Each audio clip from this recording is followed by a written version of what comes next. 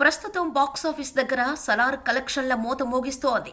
సలార్ దెబ్బకు మరో సినిమా థియేటర్లోకి రావడానికి సాహసం చేయడం లేదు. సంక్రాంతి వరకు సలార్దే హవా ఉండనుంది. అయినా కూడా డైనోసార్ను ఢీకొట్టడానికి డెవిల్ వస్తున్నాడు. Nandamuri Kalyan Ram latest film devil movie Salaar release అయిన వారానికి డిసెంబర్ 29న థియేటర్లోకి రాబోతోంది.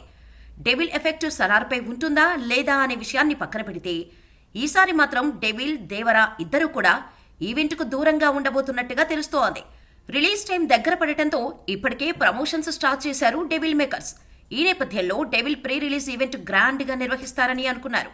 ఆ ఈవెంట్కు యంగ్ టైగర్ ఎన్టీఆర్ ముఖ్య అతిథిగా వస్తాడని భావించారు. టైగర్ వస్తే దేవరా అప్డేట్ కూడా ఉంటుందని ఫ్యాన్స్ ఆశగా ఎదురుచూస్తున్నారు.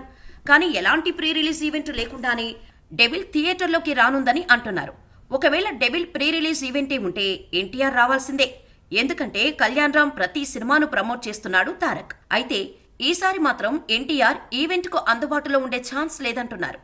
దేవరకు స్మాల్ బ్రేక్ ఇచ్చి క్రిస్మస్, సంక్రాంతి హాలిడేస్ ఉండటంతో ఫ్యామిలీతో కలిసి వెకేషన్కు వెళ్లిపోయాడు. డెవిల్ ప్రీ రిలీజ్ ఈవెంట్ లేకపోవటానికి ఇదొక కారణమని చెబుతున్నారు. కానీ అసలు డెవిల్ ఉంటుందా లేదా అనే విషయంలోనే క్లారిటీ లేదు.